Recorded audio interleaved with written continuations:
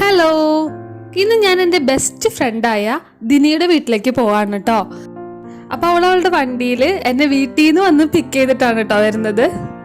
വരുന്ന വഴിക്ക് ഞങ്ങൾ മീൻ കണ്ടു. നല്ല അടിപൊളി ഒരു മീനും വാങ്ങിയിട്ടാണ് പോകുന്നത്, അവളുടെ സ്പെഷ്യൽ ആയിട്ടുള്ള മീൻകറി വെക്കാനായിട്ട്. രണ്ടാം പാലിലും മീനിൻ്റെ മസാലയും എല്ലാം ഇളക്കി കഴിഞ്ഞാൽ അതിങ്ങനെ പകർത്തി വയ്ക്കും.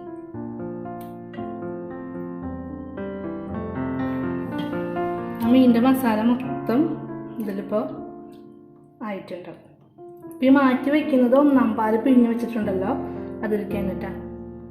ഇതിലിനി കുടംപുളി, ഇഞ്ചി, പിന്നെ ആ മീൻമ തിരുമിയ മസാല മാത്രമേ ഉണ്ടാവുള്ളൂ.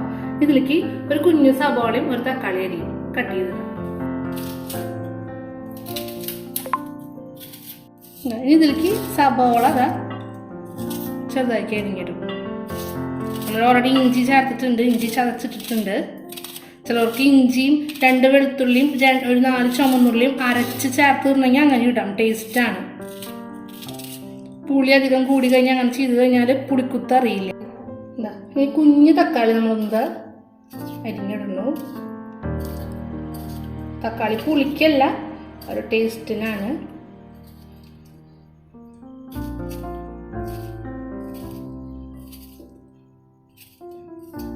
കുഞ്ഞു തക്കാളി ഇട്ടു.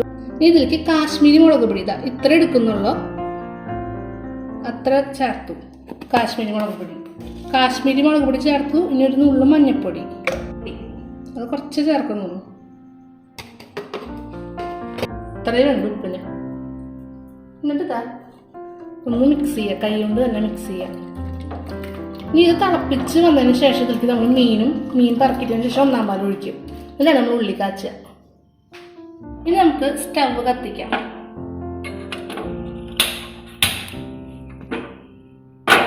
സ്റ്റവ് കത്തിച്ചു, നന്നായിട്ട് വെട്ടി തിളക്കട്ടെ. രണ്ടാം പാല് നമ്മൾ വറ്റി. ഇപ്പോൾ ഒന്നാം പാലും പിന്നെ നമ്മൾ മീൻ കഷ്ണങ്ങൾ അതിലെടുത്തിട്ടു. അപ്പോൾ നമ്മളിവിടെ ഉള്ളി അരിയാണ് കാച്ചാനായിട്ട്.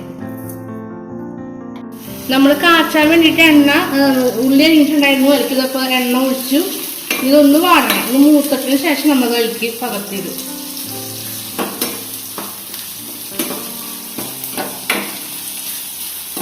നല്ലപോലെ ഒന്ന് വാടിക്കരിയണം എന്നാണ് പറയുക, പക്ഷെ പാത്രം കരിയും. അതുകൊണ്ട് ഇതിന് മൂട്ട് കിട്ടിയാൽ മതി.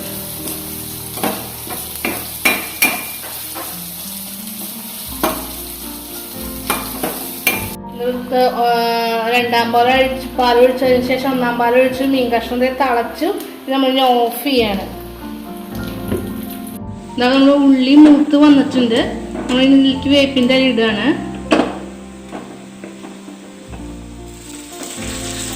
നമ്മളിത് കാച്ചാനായിട്ട് ഉപയോഗിക്കുക. മൂത്തു നമ്മളത് കാച്ചണം.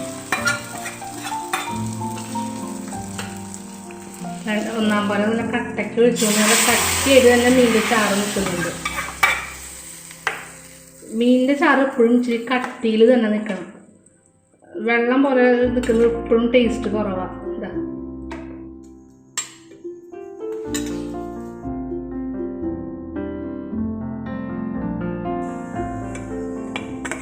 നല്ല വട്ടനെ മുറിച്ചിട്ടുള്ള മീൻ കഷ്ണങ്ങളാണ് കണ്ട.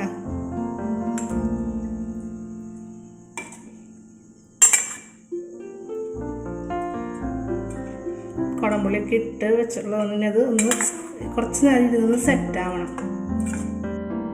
അപ്പം മീൻകറി എവിടെ ഇരുന്ന് അടിപൊളിയായിട്ട് സെറ്റായിക്കൊണ്ടിരിക്കുകയാണ്. അപ്പോൾ ആ സമയം കൊണ്ട് ഞങ്ങളിവിടെ ചുമ്മാ ബലൂൺ എടുത്തിട്ട് ഇങ്ങനെ തട്ടി തട്ടി കളിക്കുകയാണ്.